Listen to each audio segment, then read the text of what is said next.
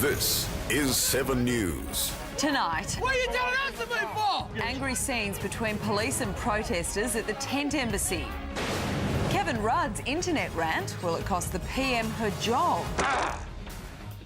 This language. And sharks gather off one of our beaches.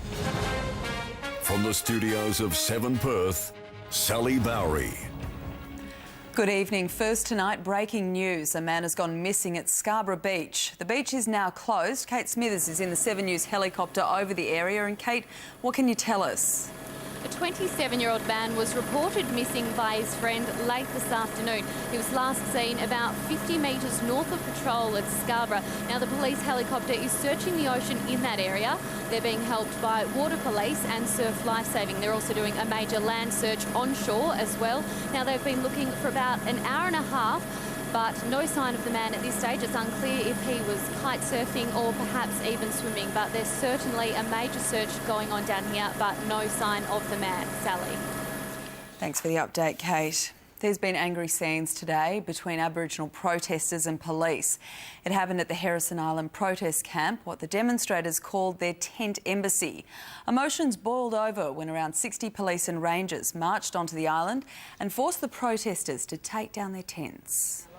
Murderers! Police moved in at dawn. Jay! What are you telling us to move for? You're instructing. You move! Why don't you move? So move. Don't tell me to move! I'm here all the time! This is our land. I'm here all the time! This is our land. What are you trying to tell me? 37 hours after the City of Perth's deadline to remove tents and cars, rangers came to enforce it. Often one protester directed by 6 rangers surrounded by dozens of police. Don't you dare touch any of this private property on here. The Aboriginal activists complied, What you are doing is illegal. but slowly. Every single one of you can be sued individually for Space your outward, own guys, personal space outward. property. Yelling abuse at the police. You are looking for trouble. Yes, you are. You are initiating a peaceful settlement. Why, you want a peaceful bloodbath? settlement. Hey? You want a bloodbath on your hand? They say this was an armed invasion of traditional sacred land. It took 3 hours. You have been told you are evicted. Goodbye. Then the Noongar elders claimed victory.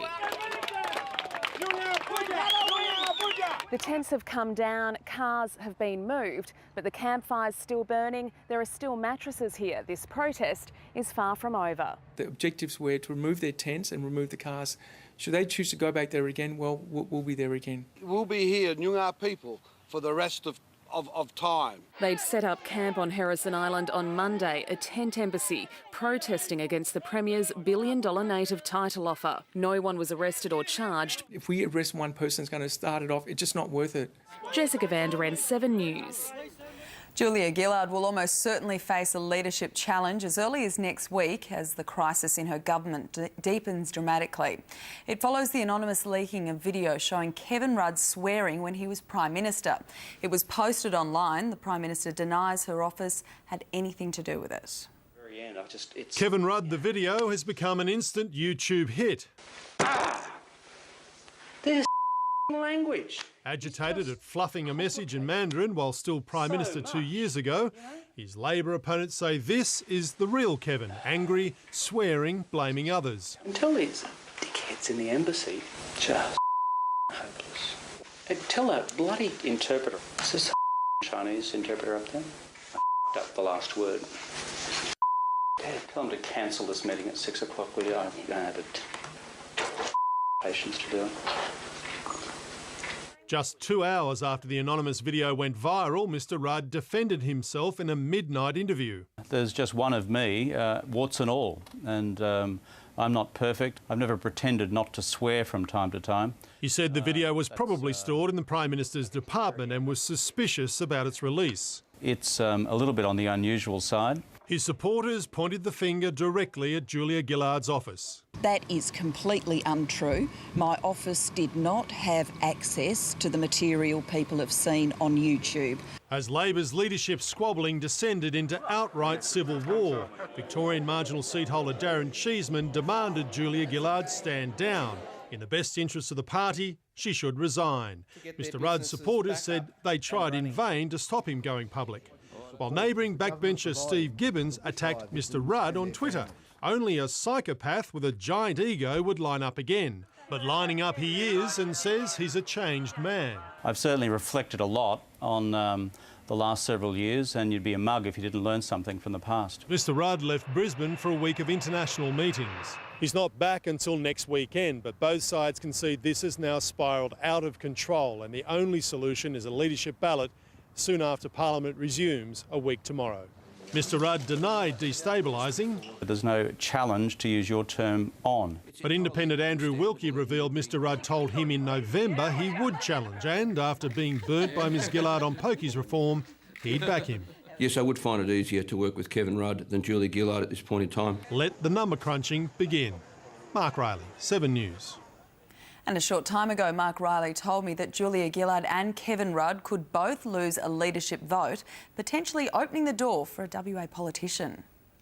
Well, Sally, it's clear there will be a vote. It's just a question of when and how that comes about. Now, Julia Gillard should really call it on herself so she enters a ballot from a position of strength rather than being dragged kicking and screaming to a ballot by the caucus. Now, the caucus of 103 members is split, a third behind Julia Gillard, a third behind Kevin Rudd, another third in the middle that doesn't know what to do, which really raises the possibility of another candidate, a consensus candidate, emerging, perhaps Perth's Stephen Smith. Sally.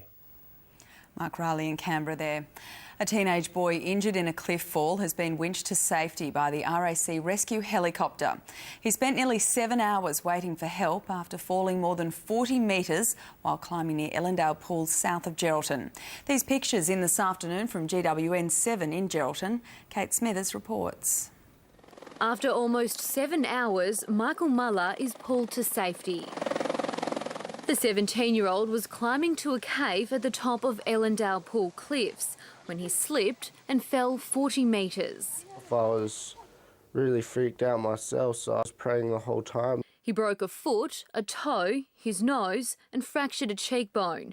Friends managed to get to him, covering his injuries with a towel. Pretty much don't remember anything except for just lots of different noises, the chopper coming, just feeling things blown in my face. Rescuers abseiled down the cliff, bringing a stretcher for the injured teen. And at last, at 9 o'clock last night, 7 hours after he fell, Michael was winched to safety. Quite easily could have not survived that fall. He's lucky that he stopped where he did stop, because there's another 20, 30 metres that he could have gone down as well. So yeah, very lucky. After treatment at Geraldton Hospital, Michael is now recovering at home. I'm feeling pretty good today. Not good for someone who's totally smashed up in the face and arms and head and everything. He's adventurous and he's stubborn, but he's an awesome kid. Kate Smithers, 7 News. Dana Vullen, the Perth woman who was set on fire in her Rivervale apartment, remains in a critical condition tonight. She was attacked on Thursday morning. Police believe her attacker threw methylated spirits over her head and upper body and set her on fire. Her family say they've been destroyed by what happened to the 25-year-old and have asked people to pray she survives.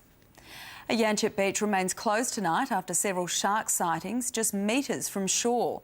The tiger sharks are following a whale carcass that's washed up on the beach. Samantha Jolly reports.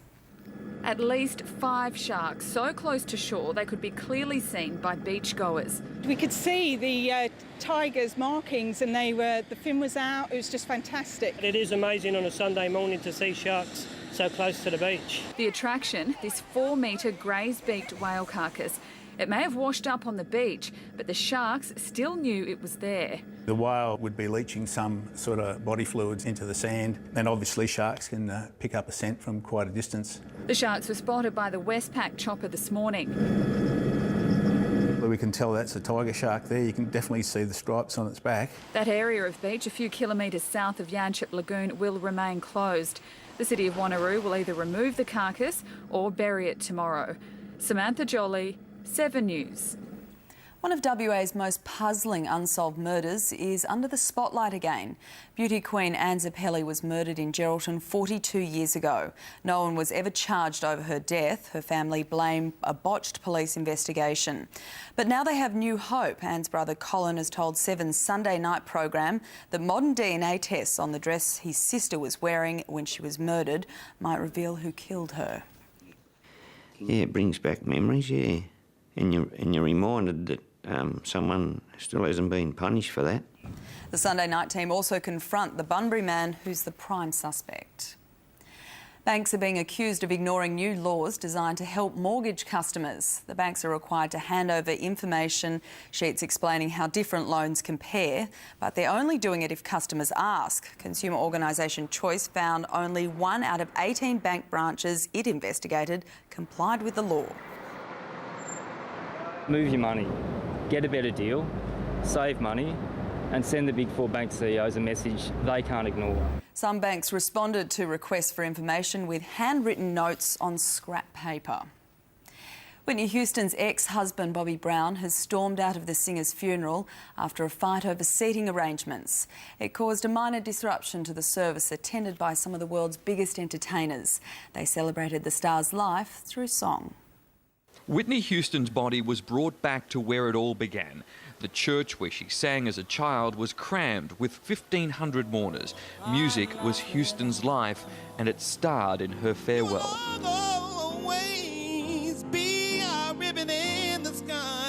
An emotional Alicia Keys thanked Houston for being a role model. See, she's an angel.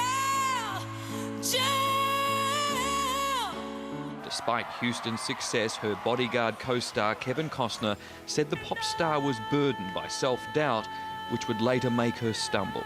Escorted by an army of angels to your heavenly Father. And when you sing before him, don't you worry, you'll be good enough.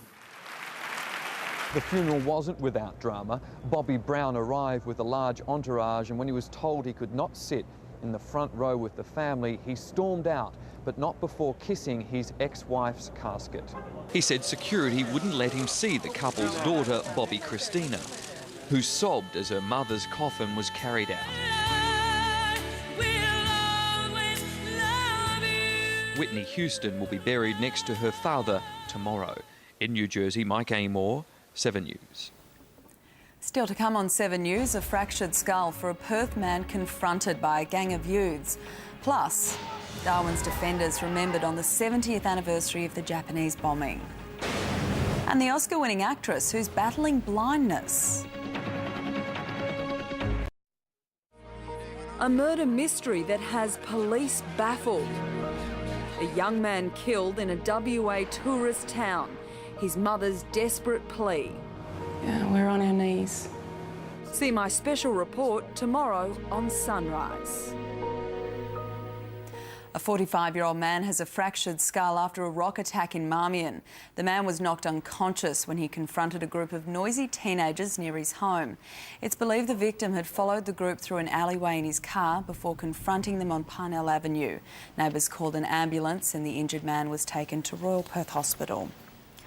The twin ship of the wrecked Italian cruise liner Costa Concordia has arrived in Australia.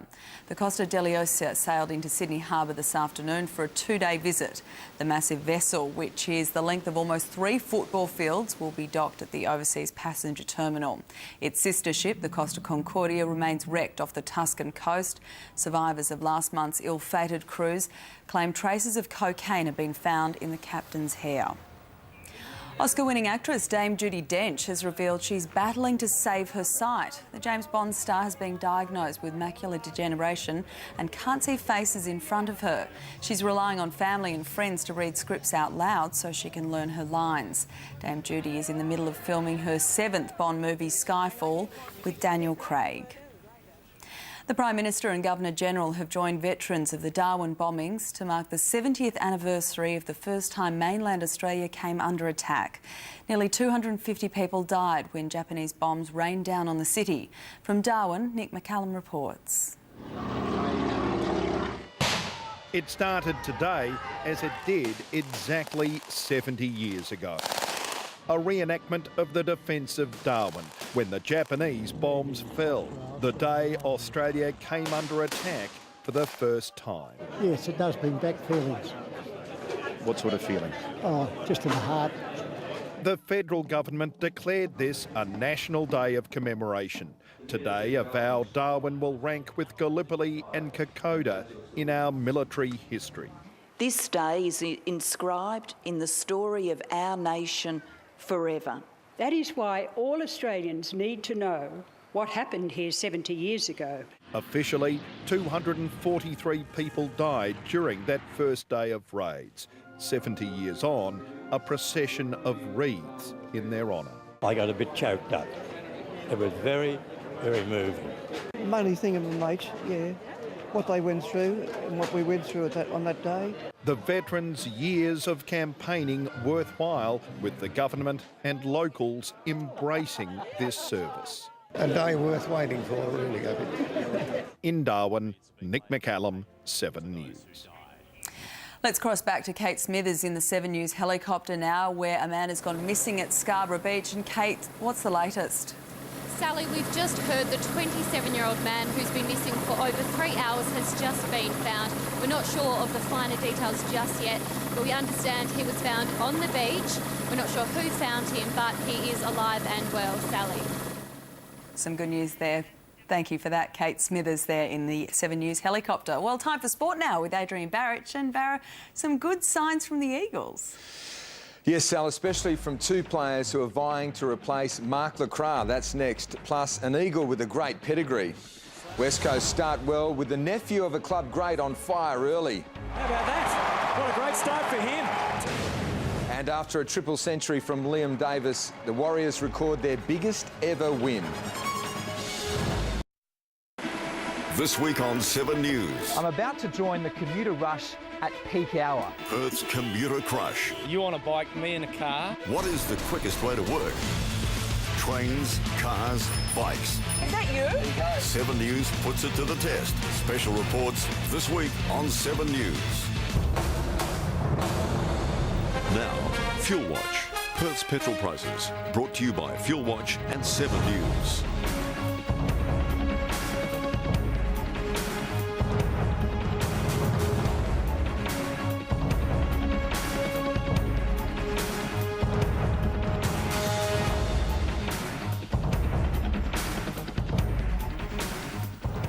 Well, it certainly was a sunny day across the city, but we could see a storm or two for the start of the working week. We dropped to 20 this morning, a top of 34 today, and right now it's 28 and the wind is southwest at 13 kilometres an hour.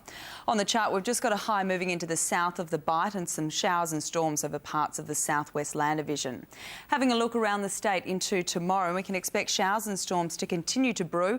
That will be around the western areas inland from the west coast, extending into the eastern parts of the division, apart from the southeastern coastal districts, and it looks like showers and storms will continue across the north too. Around the rest of the country tomorrow, stormy skies also expected for Sydney Siders, Cairns 31 and some showers, Adelaide also wet. On the water tomorrow, we can expect south to southeasterly winds 15 to 20 knots with seas to 1.5 metres.